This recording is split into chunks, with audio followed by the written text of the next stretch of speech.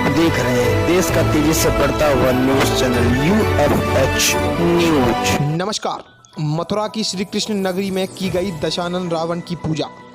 मथुरा के यमुना किनारे शिव मंदिर में की जाती है लंकेश रावण की विधि विधान से पूजा अर्चना, जहां रावण के पुतला दहन का किया जाता है विरोध। वर्षों से चली आ रही परंपरा का किया निर्वाहन। दशहरा के अवसर पर देश भर में बुराई का प्रतीक माने जाने वाले रावण का पुतला जलाया जाता है, लेकिन आज के दिन भगवान कृष्ण की नगरी में एक वर्ग ऐसा भी है जो रावण का पुतला जलाने का विरोध करता है और रावण की पूजा अर्चना करता है। साथ ही ब्राह्मण समाज के सारस्वत गोत्र के लोगों ने रावण के प्रति अपनी आस्था दर्शाने के लिए लंकेश भक्त मंडल का गठन कर रखा है, जो पिछले 2 दशकों से रावण के पुतले दहन करने के विरोध करता है। जहां लंकेश भक्त मंडल के संयोजक ओमवीर सारस्वत ने बताया कि संगठन के लोगों ने हर वर्ष की भांति आज भी दशहरे के मौके पर मथुरा यमुना किनारे स्थित शिव मंदिर में रावण की पूजा अर्चना की है और रावण के पुतला दहन का विरोध किया है। साथ ही उन्होंने कहा कि महाराज रावण भगवान महादेव के परम भक्त थे और बहुत ही विद्वान थे, इसलिए वे लोग उनका नमन करते हैं। प्रकांड विद्वान होने के नाते ही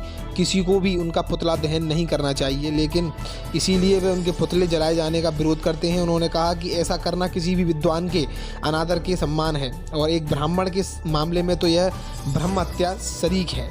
उन्होंने कहा कि वैसे भी हिंदू रीति रिवाजों के अनुसार मृत व्यक्ति का पुतला दहन करना अपमान करने समान है, इसकी कानून भी इजाज़त नहीं देता है।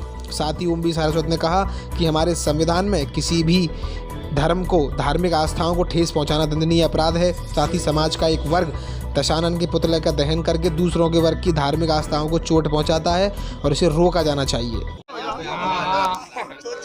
स्वरूप की पूजा की है, किस तरह से करते हैं और आप कब से मनाते हैं? भगवान श्री राम के आचार्य महाराज दशानन, भगवान भोलेनाथ के परम भक्त महाराज लंकेश के विष्णु लोक गमन के अवसर पर हम उनके पुतला दहन का विरोध करते हैं और उनके विष्णु लोक के गमन पर हम उनकी यहाँ पर आरती करते हैं, पूजा करते हैं।